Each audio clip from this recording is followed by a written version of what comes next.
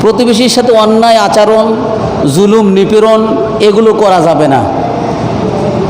কথা বুঝছেন?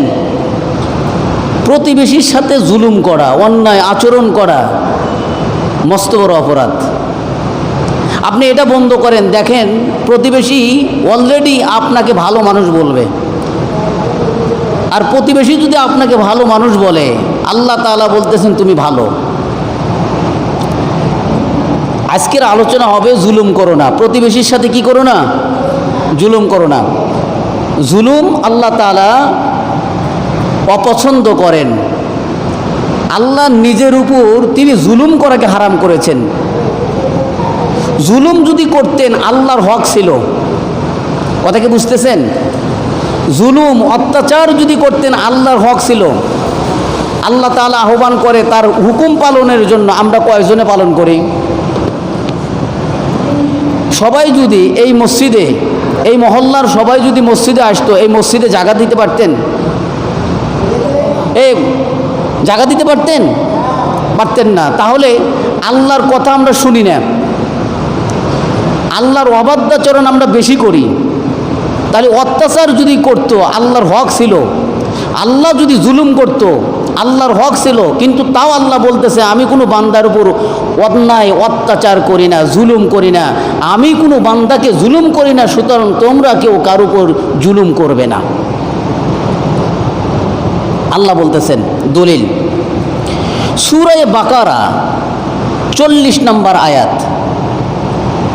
আল্লাহ কারোর উপর কিঞ্চিত পরিমাণ, যাররা পরিমাণ জুলুম করবেন না। তাহলে আমাদের কি কোনো ব্যক্তির উপর জুলুম করা উচিত হবে? কথা বলেন একটু, জুলুম করা উচিত হবে? জুলুমের কয়েক প্রকার, জুলুমের শ্রেণীবিন্যাস আছে। বান্দা যখন আল্লাহ তাআলার ইবাদত বন্দেগী করে না, ওই বান্দা আল্লাহর উপর সবচাইতে বড় জুলুম করে। নাউজুবিল্লাহ বলেন। আল্লাহর সাথে অন্য কাউকে শরিক করে, আল্লাহর ইবাদত না করে আল্লাহর সাথে সমকক্ষ হিসাবে অন্য কাহারও অংশী স্থাপন করে, শরিক করে, এটা হলো শিরক। আল্লাহকে বাদ দিয়ে কবর পূজা করে, আল্লাহকে বাদ দিয়ে পীর পূজা করে, আল্লাহকে বাদ দিয়ে মূর্তি পূজা করে। আমার আল্লাহ তাআলা বলেন এটা হলো সবচাইতে বড় জুলুম। কার সাথে? আল্লাহর সাথে। আল্লাহ সূরা লুকমানে বলেন ইন্না শিরকা লা জুলমুন আযীম। সবচাইতে শিরক হলো সবচাইতে বড় জুলুম। শিরক কি বলেন? বলেন সবাই উচ্চ আওয়াজে বলেন। শিরক সবচাইতে বড় কার সাথে? আল্লাহ তাআলার সাথে। তাহলে এটা আল্লাহ তাআলার সাথে শিরক গেল। নবীর কথা না মানা,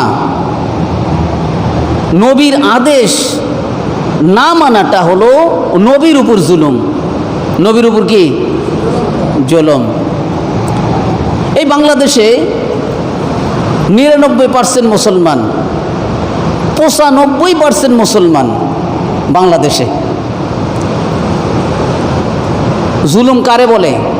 যে যে কাজের হকদার, যে যে কাজের হকদার, যে যার যোগ্য, তাকে সেই যোগ্য স্থানে না বসানোও জুলুম। কথা বুঝছেন?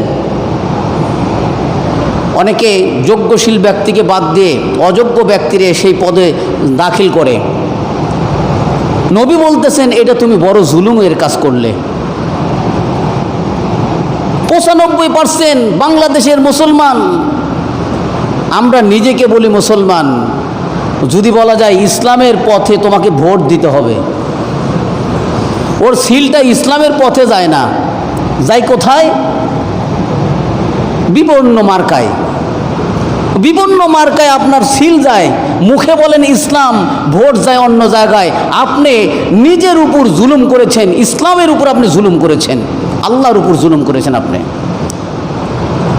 আপনার আল্লাহ আপনাকে মুসলমান বানাইছেন, আপনার জায়গা থেকে 95% মুসলমান, আপনি নিজে মুসলমান দাবি করেন, আপনার সিলটা তো মুসলমানের জায়গায় যাওয়া উচিত ছিল। কিন্তু বিভিন্ন ফেসিবাদী, বিভিন্ন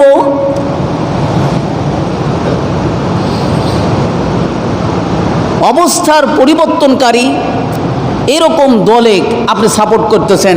আমার নবী বলেন, তুমি সঠিক সিদ্ধান্ত না নেওয়ার কারণে, তুমি মুসলমান হওয়া সত্ত্বেও অন্য ব্যক্তিরে তুমি সাপোর্ট করার কারণে তুমি নিঃসত্তার উপর জুলুম করেছ। মানুষ গুনাহের কাজ করে, অপরাধের কাজ করে। আল্লাহ তাআলা বলেন, তুমি যখন গুনাহের কাজ করবে তুমি নিজের উপর তুমি জুলুম করেছ। গুনাহের কাজ করলে কি বলেন তো? আমি নিজের উপর জুলুম করছি। গুনাহের কারণে আল্লাহ তাআলা আমাকে শাস্তি দিবেন, গুনাহ ছাড়া, অপরাধ ছাড়া আল্লাহ আমাকে শাস্তি দিবেন না। তাহলে শাস্তি যদি আল্লাহ তাআলা দেন, সেটা কার কারণে দেবে? আমার কারণে দেবে। এই জন্য আল্লাহ তাআলা বলেছেন, তুমি নিজের নফসের প্রতি জুলুম করার কারণে তোমাকে শাস্তি দেওয়া হবে। আমার থেকে আমি আল্লাহ তাআলা কোনো বান্দার প্রতি কিঞ্চিত পরিমাণও, জাররা পরিমাণও জুলুম করব না। সুবহানাল্লাহ বললেন না? আল্লাহর জায়গা থেকে বান্দাকে বিনা কারণে শাস্তি দিবেন না। আল্লাহ তাই দলিল দিয়ে দিলেন সূরা বাকারা 40 নম্বর আয়াত, ইন্নাল্লাহা লা ইয়াজলিমু মিসকালা যাররা। নিশ্চয় আল্লাহ তাআলা সামান্যতম জাররা পরিমাণও জুলুম করবেন না। কিন্তু কোনো বান্দা যদি ওয়াইন তাকু হাসানা, কোনো বান্দা যদি নেক কর্ম করে, যদি নেক কর্ম করে, জুলুম তো করবেনই না, বরঞ্চ সামান্যতম বিন্দু পরিমাণও কেউ যদি নেক কর্ম করে, ইউদাআফহা, আল্লাহ তাআলা বলেন আমি তার নেক কর্মকে দ্বিগুণ দ্বিগুণ সব দিয়ে বর্ধিত করে দেব। সুবহানাল্লাহ বলেন। এটা হলো আল্লাহর ফয়সালা, কিন্তু শাস্তি আল্লাহ অন্যায়ভাবে দিবেন না। আল্লাহর পক্ষ থেকে ওয়ায়ুতি মিল্লাদুনহু আজরান আযীমা, দ্বিগুণ যে শুধু পুরস্কার দিবে তা না, আল্লাহর পক্ষ থেকে কাউকে কাউকে অফুরন্ত পুরস্কার দিতে পারেন। সুবহানাল্লাহ বলেন। একজনের ইখলাস পরিপূর্ণ, তা দিয়ে আমল করছে সামান্য, ইখলাস পূর্ণ, কিন্তু আমল করছে কি বলেন? সামান্য। কথা বোঝে না। একজন মানুষ ইখলাস পূর্ণ, পরিপূর্ণ আল্লাহ তাআলার আনুগত্য নিয়ে, আল্লাহর প্রতি আস্থা নিয়ে, বিশ্বাস নিয়ে, আল্লাহর উপর ভরসা নিয়ে সহি নিয়তে আমল করছে, কিন্তু আমলটা হলো ছোট। আমলটা কি? আমার আল্লাহ তাআলা বলেন, তোমার আমল যদিও ছোট হয়, তোমার ইখলাস পূর্ণ থাকার কারণে আমি আজরান আযীমা, মহা বড় একটি বিরাট বড় প্রতিদান আমি আল্লাহ তোমাকে দিয়ে দেব। এটা আল্লাহর বিচার। আল্লাহ তাআলার থেকে কিঞ্চিত পরিমাণ, জাররা শব্দ আবিধানিক অর্থ কি? বলে সামান্য। একটি বালুকণাকে 70 টুকরা ভাগ করলে, একটি বালুকণা, একটি দানা 70 টুকরা ভাগ করলে যে অংশটুকু পাওয়া যায়, এর নাম মুফাসসিরে কিরাম, মুহাদ্দিসে কিরাম ব্যাখ্যা করেছেন, এর নাম হলো জাররা। এর নাম কি? এটুকু পরিমাণও আল্লাহ তাআলা কোনো বান্দার প্রতি জুলুম করবেন না। আল্লাহ নিজের উপর জুলুম করাকে হারাম করেছেন। আল্লাহ বান্দা নিজের উপর জুলুম করাকে হারাম করেছে। বান্দা একে অপরে পরস্পরের উপর জুলুম করাকেও হারাম ঘোষণা করে দিয়েছেন। সুতরাং আমার পার্শ্ব প্রতিবেশী ভাই, তাকে আমরা জুলুম করতে পারি না। বলেন, জুলুম করতে পারি না। আল্লাহ যে নিজের উপর জুলুম করা হারাম করেছেন, দলিল সহিহ মুসলিম 2577 নম্বর হাদিস, বেলা তাকরার, তাকরার সারা। আর তাকরার ওয়ালা হাদিস 6466 নম্বর হাদিস। যারা মাদ্রাসায় পড়ে তারা বুঝবে আর কি। নবী করিম সাল্লাল্লাহু আলাইহি সাল্লাম বলেন, হযরতে আবু যার রাদিয়াল্লাহু তাআলা আনহু থেকে বর্ণিত, নবী বলতেছেন, আল্লাহ তাআলা আমাকে সরাসরি বলেছেন, হাদিসে কুদসি আল্লাহ বলেছেন, যেটা জিবরাইলের মাধ্যম দিয়ে নবী করিম সাল্লাল্লাহু আলাইহি সাল্লামের মুখে প্রকাশ পেয়েছে। জিবরাইল আমিন বলেছে, এটা সরাসরি আল্লাহ তাআলা বলেছেন, কোরআনের আয়াত না। কোরআনের আয়াতের পরে যে হাদিসের দাম, স্তর, স্থান, সেই হাদিসটার নাম হলো হাদিসে কুদসি। হাদিসে কুদসি। হাদিসে কুদসিতে নবী করিম সাল্লাল্লাহু আলাইহি সাল্লাম বলতেছেন, আল্লাহ বলেছেন, ইয়া ইবাদি ইন্নী হাররামতু যুলমা, হে আমার বান্দারা, আমি আমার নিজের নফসের উপর, আমার নিজ সত্তার উপর জুলুমকে হারাম করেছি। জুলমা আলা নফসি ওয়াজআলতু বাইনাকুম মুহাররামান ফালা তাজলুমু। আল্লাহ তাআলা তিনি বলতেছেন, সুতরাং তোমরা পরস্পরের উপর জুলুমকে তোমাদের জন্য আমি আল্লাহ তাআলা হারাম করে দিয়ে দিলাম। আল্লাহ নিজের উপর জুলুম করা হারাম করছেন, আর তোমাদের পরস্পরের উপর জুলুম করাকে আমি আল্লাহ হারাম করে দিলাম, ঘোষণা করে দিয়েছেন। কে বলেন তো? আল্লাহ তাআলা। এরপরে আল্লাহ তাআলা বলেন, হে আমার বান্দারা, তোমরা তো সকলে ছিলে পথভ্রষ্ট, আমি তোমাদেরকে হেদায়াত দান করেছি। জাহালিয়াতের সময় রাসূল সাল্লাল্লাহু আলাইহি সাল্লাম যখন ছিলেন না, তখন সবারই কি ছিল? পথভ্রষ্ট ছিল না ভাই? পথভ্রষ্ট ছিল না? আমার আল্লাহ তাআলা বলতেছেন, তোমরা সকলেই তো ছিলে পথভ্রষ্ট। কুল্লুকুম দল্লুন, তোমরা তো সকলেই পথভ্রষ্ট ছিলে, আমি তোমাদেরকে হেদায়েত দান করেছি। সুতরাং তোমরা আমার থেকে হেদায়েত চাও। আল্লাহ থেকে হেদায়েত চাইলে আল্লাহ তাআলা আপনাকে হেদায়েত দেবেন, এই ওয়াদা কে দিয়েছেন? আল্লাহ তাআলা। কথা কি বুঝতেছেন? এরপরে আল্লাহ তাআলা আবার বললেন, হে আমার বান্দারা, তোমরা সকলে ক্ষুধার্ত ছিলে, ভুকা ছিলে, অনাহারে ছিলে। বাচ্চা যখন জন্মগ্রহণ করে তার কে খিলায়? বলেন, কে খিলায়? আল্লাহ তাআলা খিলায় না? আল্লাহ তাআলা খিলায়। আল্লাহ বলতেছেন, তোমরা সকলে ক্ষুধার্ত ছিলে, জাইউন ছিলে, অনাহারে ছিলে, আমি তোমাদেরকে খাদ্য দান করেছি, ক্ষুধার্তকে দূর করেছি। সুতরাং তোমরা আমার কাছ থেকে খাদ্য চাও, আমি তোমাদেরকে খাদ্য দান করব। তাহলে রিজিক দেওয়ার মালিককে বলেন? আল্লাহ। আল্লাহর থেকে চাওয়াকে আল্লাহ তাআলা বেশি পছন্দ করেন। এরপরে আল্লাহ তাআলা বলতেছেন, হে আমার বান্দারা, তোমরা সকলে উলঙ্গ ছিলে, উলঙ্গ, আমি তোমাদেরকে বস্ত্র দান করেছি, আমি তোমাদেরকে বস্ত্র দান করেছি। সুতরাং তোমরা আমার থেকে বস্ত্র চাও, আমি তোমাদেরকে তা দান করব। আপনি যখন জন্মগ্রহণ করেছিলেন পোশাক নিয়ে আইছিলেন? এই পোশাক পরিধান করায় দিল কে? বলেন বলেন, আল্লাহর প্রশংসা করতে পারেন না? মুখ খুলে আল্লাহর প্রশংসা করবেন, আল্লাহ খুশি হবেন। আপনি যখন উলঙ্গ ছিলেন, আপনার পোশাক পরিধান করে দিয়েছে আল্লাহ তাআলা। আপনার এই বয়সে কত মানুষ উলঙ্গ হয়ে রাস্তা দিয়ে চলাফেরা করে, তাদেরকে দেখি কি আপনার প্রশংসা আল্লাহ তাআলার করতে পারেন না? আল্লাহ আপনাকে ওই উদ্ভ্রান্ত পাগল বানান নাই, আল্লাহ আপনাকে মস্তক ঠিক রেখেছেন, তাই আপনি পোশাক পরিধান করতে পারেন। আপনার যোগ্যতায় পারেন নাই, আল্লাহ তাআলা আপনাকে এই যোগ্যতা দিয়েছেন। সুবহানাল্লাহ বলেন। এরপর আল্লাহ তাআলা বলতেছেন, হে আমার বান্দারা, তোমরা সকলেই তো গুনাহগার ছিলে, গুনাহগার, তোমরা সকলেই গুনাহগার, আর তোমাদের গুনার কারণে তোমরা আমার কাছে অনুতপ্ত হয়ে ফিরে আসো, তওবা করে ফিরে আসো। তোমরা রাত্রিতে গুনাহ করো, দিনে গুনাহ করো, গুনাহ করে আমার কাছে ক্ষমা চাও, আমি আল্লাহ ওয়া আনা আগফিরু যুনুবা জামিয়া। যত তোমরা রাত্রে গুনাহ করছো, দিনভর ক্ষমা চাও, দিনে গুনাহ করছো, রাতভর ক্ষমা চাও, আমি আল্লাহ তোমাদের সমস্ত গুনাহকে মাফ করে দেব। সুবহানাল্লাহ বলেন। গুনাহ ক্ষমা করার দায়িত্ব কার? আল্লাহ তাআলার।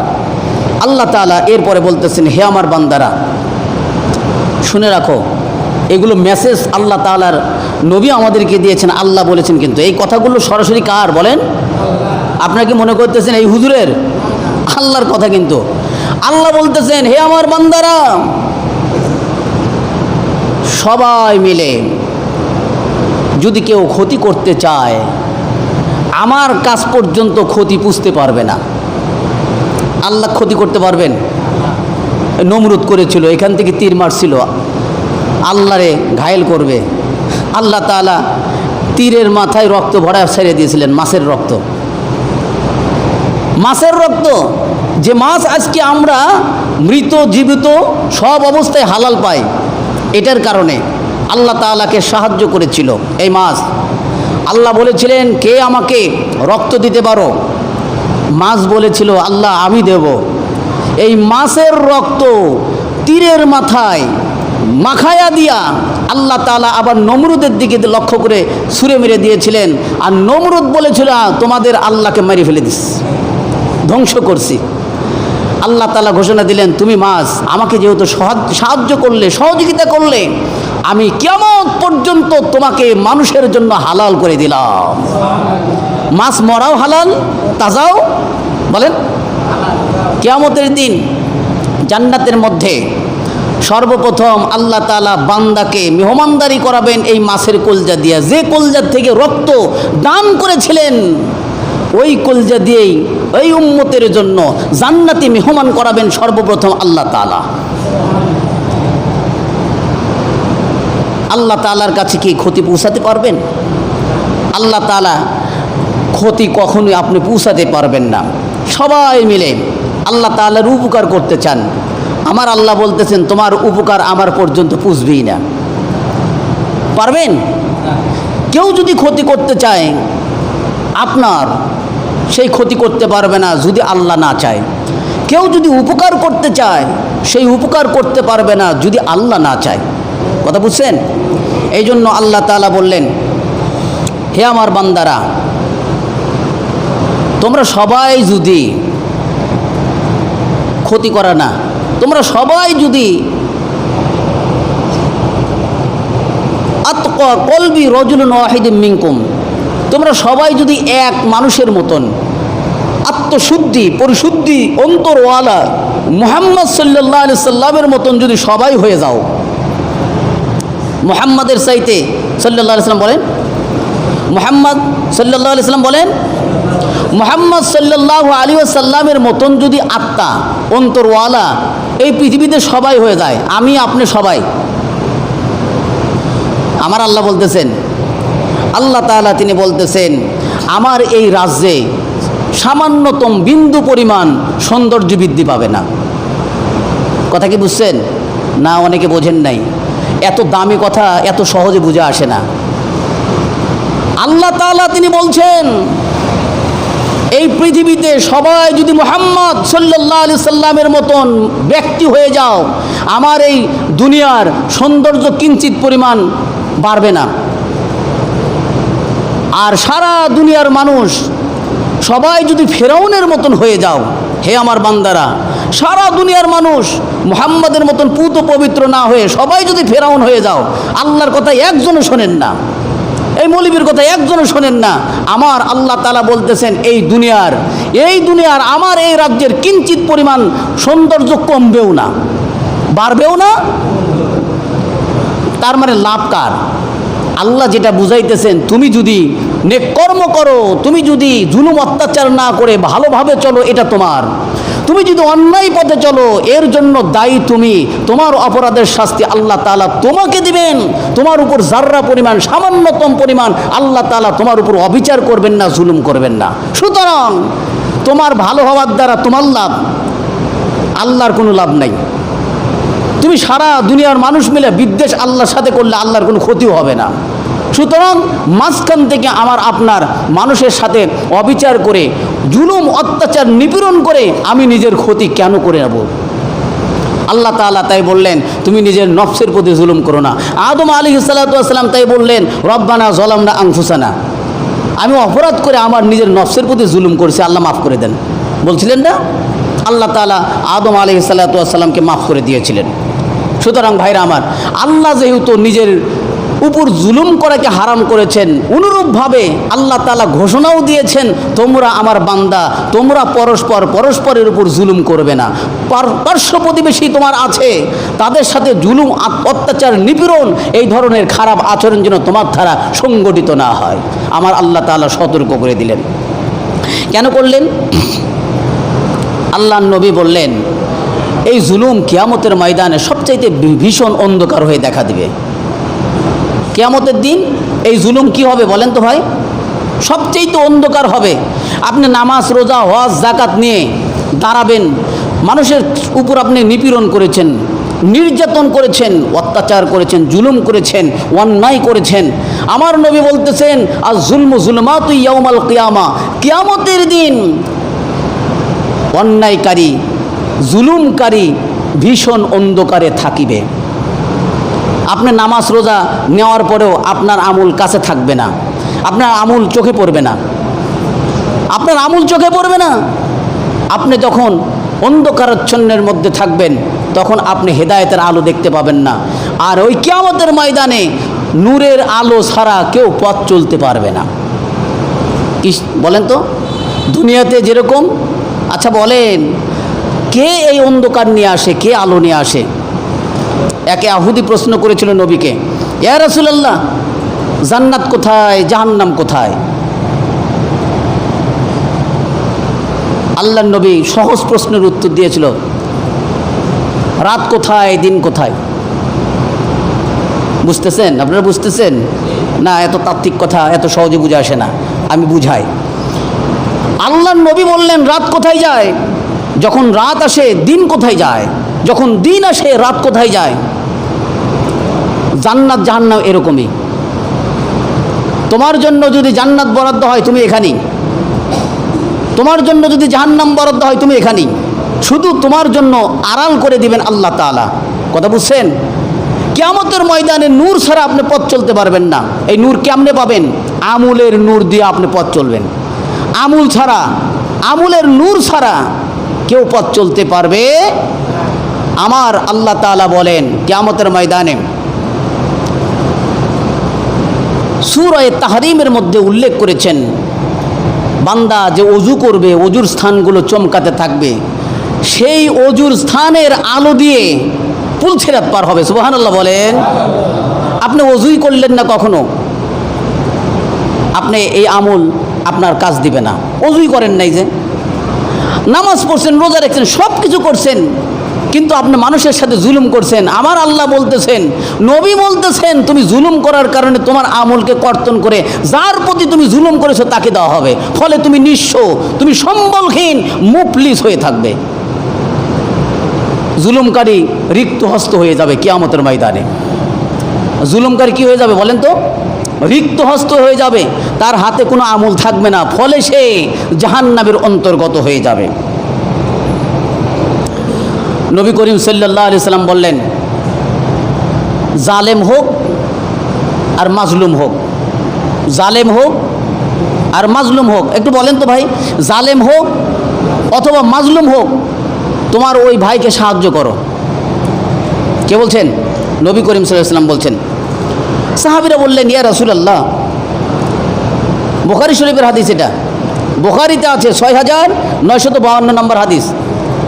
আল্লাহর নবী বলতেছেন, তোমার ভাই যদি জালেমও হয়, জালেম অত্যাচার করতেছে, তাকে সাহায্য করো। মাজলুম হয়, অর্থাৎ যাকে অত্যাচার করা হচ্ছে তাকে বলা হয় মাজলুম।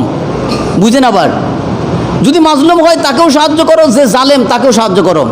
সাহাবীরা বললেন, ইয়া রাসূলুল্লাহ, মাজলুমকে সাহায্য করা এটা বুঝে আসে, একজন মারতেছে তাকে আমরা ঠেকাইতেছি, মাজলুম অত্যাচারিত হচ্ছে তাকে সাহায্য করবো, এটা বুঝে আসলো। কিন্তু যে জুলুম করতেছে তাকে কেমনে সাহায্য করব? নবী করিম সাল্লাল্লাহু আলাইহি সাল্লাম বললেন, জুলুমকারীর হাতকে বাধা দাও, তার হাতকে টেনে ধরো, তাকে মারতে দিবে না, অন্যায় আচরণ করতে দিবে না। এটাই হলো জালেমকে সাহায্য করা। কথা বুঝছেন? তাহলে জুলুমকারীকেও সাহায্য করতে হবে, অত্যাচারিত ব্যক্তিকেও সাহায্য করতে হবে। আমার নবী সাল্লাল্লাহু আলাইহি সাল্লাম তিনি বলেছেন, আমাদের মধ্যে একটা ব্যারাম আছে ভাই, বংশব্যাধি, গোত্রব্যাধি। এই ব্যারাম খুব খেয়াল করেন। আমার এই বংশের মানুষ, আমার গোষ্ঠীর মানুষ অন্যায় করতেছে অন্যায়, করতেছে জুলুম, কিন্তু আমার গোষ্ঠীর ও অন্যায় দেখে না, দেখে গোষ্ঠী। কি দেখে? কথা কি বুঝতেছেন? এই ব্যারামটা বর্তমান সমাজে প্রচুর। আমার নবী সাল্লাল্লাহু আলাইহি সাল্লাম বলতেছেন, শোনো, অন্যায়কারীর হাত যদি তুমি রুখে না দাও, অন্যায়ের প্রতিবাদ তুমি যদি না করো, মাজলুমকে যদি তুমি সাহায্য সহযোগিতা না করো, আমার আল্লাহ তাআলা বলতেছেন, সাখাতাল্লাহ, আল্লাহ তাআলা ওই ব্যক্তির প্রতি অসন্তুষ্ট হবেন। যারা যারা সেখানে ছিল সাহায্য সহযোগিতা করে নাই, তাদের সবাইকে একসাথে আল্লাহ তাআলা গজবে নিপতিত করবেন, যতক্ষণ না পর্যন্ত জুলুম থেকে তারা না ফেরে। কত বড় মারাত্মক কথা! অন্যায় করলো সে, আমি দেখতেছি সাহায্য সহযোগিতা করতেছি না, অথবা জুলুমকারীর হাতকে আমি ধরতেছি না, আমি সাহায্য না করার কারণে আমি অত্যাচারও করি নাই, জুলুমও করি নাই, শুধু দেখার কারণে আমাকেও আল্লাহ তাআলা আযাবে গ্রেফতার করবেন। আল্লাহর নবী সাল্লাল্লাহু আলাইহি সাল্লাম তিনি বলেছেন। দলিল ইবনে মাজাহ 2320 নম্বর হাদিস। নবী করিম সাল্লাল্লাহু আলাইহি সাল্লাম বলতেছেন, শোনো, আসাবিয়া থেকে পবিত্র হও। আসাবিয়া বোঝেন নাই অনেকে, বুঝছেন? আসাবিয়া হলো গোত্র পক্ষপাতিত্ব, গোষ্ঠী পক্ষপাতিত্ব। আমার এই গোষ্ঠীর লোক, এই আমরা কিন্তু খান গোষ্ঠী, ওর প্রতি ও যতই অন্যায় করুক ওর সাথে সমর্থন করতে হবে। আল্লাহর নবী বলতেছেন, তুমি মস্ত বড় অপরাধ করেছ। অন্যায়ের সাপোর্ট করা যাবে না, অন্যায়ের সাথে সমর্থন করা যাবে না। গোত্র হলেও কি হবে, এমনকি তোমার বিরুদ্ধেও যদি যায় তুমি অন্যায়ের পক্ষে থাকবে না। আইনটা আমার বিপক্ষেই চলে গেছে, তারপরে তুমি ন্যায়সঙ্গতভাবে থাকবে। আমার নবী সাল্লাল্লাহু আলাইহি সাল্লাম এই কথাই বলেছেন, অন্যথায় তুমি জুলুম করলে। অন্যথায় কী করলে? জুলুম করলে।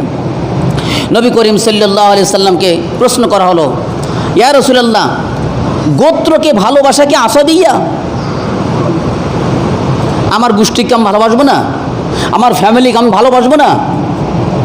বুঝতেছেন কি? বুঝতেছেন? না বুঝলে, ওয়াজ না বুঝলে অন্যথায় অন্যদিকে চলে যাবে। গোষ্ঠীকে ভালোবাসা, ইয়া রাসূলুল্লাহ, এটা কি আসাবিয়ার মধ্যে পড়ে? অর্থাৎ গোষ্ঠী পক্ষপাতিত্ব এটার মধ্যে পড়ে? পরিবারকে ভালোবাসা, এটা কি আসাবিয়ার মধ্যে পড়ে? আমার নবী সাল্লাল্লাহু আলাইহি সাল্লাম বললেন, না, গোষ্ঠীকে ভালোবাসা, পরিবারকে ভালোবাসা এটা আসাবিয়ার মধ্যে পড়ে না। আসাবিয়ার মধ্যে পড়ে তখনই যদি তুমি তোমার গোষ্ঠীকে অন্যায়ভাবে ভালোবাসো। অন্যায় অত্যাচারের উপর তোমার গোষ্ঠীর লোককে ভালোবাসতেছো। একজন মানুষ একজনকে কোনো অপরাধ নাই, ওরে মারতেছে, ও আপনার গোষ্ঠীর লোক। যে মারতেছে জুলুমকারী, সে হলো আপনার গোষ্ঠীর লোক। মারতেছে, এটা তো অন্যায় করতেছে, আপনি নিজেও জানেন। তারপরে অন্যায় হওয়া সত্ত্বেও ওই জুলুমকারীর, যিনি জুলুম করতেছে তার পক্ষে আপনি নেওয়ার কারণে, গোষ্ঠীর ভিত্তিতে নেওয়ার কারণে আমার নবী বলতেছেন, তুমি মস্ত বড় জুলুমের কাজ করেছো। এইটা বর্জন করতে হবে। তোমার গোষ্ঠীর হলে কি হবে? তোমার গোষ্ঠীর লোক অন্যায় করতেছে, তার পক্ষে নেওয়া যাবে না।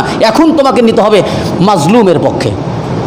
আর তুমি যদি তোমার ওই গোষ্ঠীর লোকের পক্ষ নাও, এটাই হবে আসাবিয়া। আর আসাবিয়ার অপরাধ যে ব্যক্তি করবে, নবী করিম সাল্লাল্লাহু আলাইহি সাল্লাম তিনি বললেন, যে ব্যক্তি আসাবিয়ার পক্ষপাতিত্ব নেয়, আসাবিয়ার পক্ষপাতিত্বের উপর অবস্থান করে, আসাবিয়ার পক্ষপাতিত্বের উপর মৃত্যুবরণ করে, ওই ব্যক্তি আমার উম্মতের অন্তর্গতই না। নাউযুবিল্লাহ বললেন না? আল্লাহর নবীর উম্মতি আপনি হতে পারবেন না। সুতরাং অন্যায় পক্ষপাতিত্ব নেওয়া যাবে? পার্শ্ব প্রতিবেশী আপনার একজন অন্যায়ভাবে জুলুম করতেছে, এখন আপনারা যদি বুঝে থাকেন কার পক্ষ নেবেন দেখি বলেন তো? মাজলুমের পক্ষ নেবেন না জুলুমকারীর পক্ষ নেবেন? মাজলুমের পক্ষ নিতে হবে। কিন্তু জুলুমকারী হলো আপনার গোষ্ঠীর লোক, করতেছে ভুল, এখন কার পক্ষ নেবেন দেখি বলেন তো? যদি বুঝে থাকেন মাজলুমের নিতে হবে। কারণ আমার গোষ্ঠীর লোক যদি ভুল করে, এমনকি আমি নিজেও যদি ভুল করি, আমার পক্ষে আমার থাকা যাবে না। আমার নবী সাল্লাল্লাহু আলাইহি সাল্লাম এই কথাই উল্লেখ করে দিয়েছিলেন। সম্মানিত উপস্থিতি, শুধু আল্লাহ তাআলার নবী বললেন, ইত্তাকু জুলমা, এই জুলুমকে ভয় করো, জুলুমকে ভয় করো। জুলুম কিয়ামতের দিন সবচাইতে বেশি অন্ধকার হয়ে দেখা দিবে। আমাদেরকে জুলুম ভয় করতে হবে। মুসলমানের সম্পদ, ইজ্জত, এগুলো কিন্তু আমানত আমাদের কাছে। তাদের ইজ্জতের উপর আক্রমণ করা যাবে না, তাদের মাল সম্মানের উপর আক্রমণ করা যাবে না, তাদের রক্তের উপর আক্রমণ করা যাবে না। আল্লাহ তাআলার নবী বলতেছেন, এই শোনো, একজন মানুষ পাপী হওয়ার জন্য এটাই যথেষ্ট। আপনি গুনাহের কাজ করবেন, এই গুনাহের কাজ করার জন্য এটাই যথেষ্ট। আপনি গুনাহগার হবেন, এই গুনাহগার হওয়ার জন্য এটাই যথেষ্ট। কোনো তোমার মুসলমান ভাইকে ছোট করে দেখা। মানুষ জুলুম নিপীড়ন কখন করে জানেন? যখন দেখে যে আমি ওরে ঢিপ দিলে আমি ঠিক থাকবো, যখন দেখে আমি ঢিপ দিলে, আমি যদি ওরে প্রহার করে আমার কিচ্ছু করতে পারবে না, তখন সে আক্রমণ করে। দুর্বলের উপর অবিচার করে, দুর্বলের উপর আক্রমণ করে। আল্লাহর নবী বললেন, না, কোনো ব্যক্তিকে ছোট করে দেখো না, দুর্বল করে দেখো না, দুর্বল করে তাকে অত্যাচার করো না। এই অত্যাচার যদি করো তোমাকে অবশ্যই অবশ্যই এর প্রতিদান, প্রতিফল কিয়ামতের ময়দানে দিতে হবে। এর বদলা আল্লাহ তাআলা নিয়েই নেবেন। কারণ আল্লাহ তাআলা নিজের উপর জুলুম করাকে কি করছেন? হারাম করছেন। আমার আপনার উপর জুলুম করাকেও হারাম ঘোষণা করে দিয়েছেন। সম্মানিত উপস্থিতির সুধী, আল্লাহর নবী সাল্লাল্লাহু আলাইহি ওয়াসাল্লাম তিনি জুলুম থেকে বাঁচতে আমাদেরকে ব্যাপকভাবে আদেশ করেছেন। জুলুম কিয়ামতের দিন ভীষণ অন্ধকার হয়ে দেখা দিবে। অনেক আলোচনা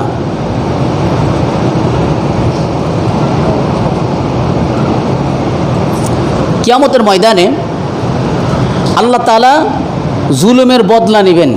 আমরা পারতেছি না, অনেক সময় অসহায়। এই সংক্ষিপ্ত কথাটা বলে শেষ করব। হাদিসে এসেছে একটা শিং ছাড়া ছাগলকে, একটা শিংওয়ালা ছাগল, বুঝেন, ছাগল এটা কি মানুষ না পশু? পশু, কিন্তু বুঝেন, শিংওয়ালা ছাগল শিং ছাড়া ছাগলকে ঢিপ দিছে। কি করছে? ঢিপ দিয়েছে। আমার নবী বলতেছেন এই ছাগলের প্রতিদান, প্রতিশোধ আল্লাহ তাআলা কিয়ামতের ময়দানে আদায় করবেন। আপনি বোঝেন তো, একবার ভাবলে আপনার নিজের চিন্তা জেহেন দিয়ে একটু ভাবেন। আর আমি মানুষ, আল্লাহ আমাকে বুদ্ধি দিয়েছে, মেধা দিয়েছে, সব কিছুই আল্লাহ আমাকে দান করেছে। যত নিয়ামত মানুষকে বেশি দান করেছেন। আর আমার এই মেধা দিয়ে একজনকে অবিচার করছি, অন্যায় করছি, আমার প্রতিবাদ, প্রতিশোধ, প্রতিরোধ আল্লাহ তাআলা করবেন না, এমন চিন্তা করা যায়?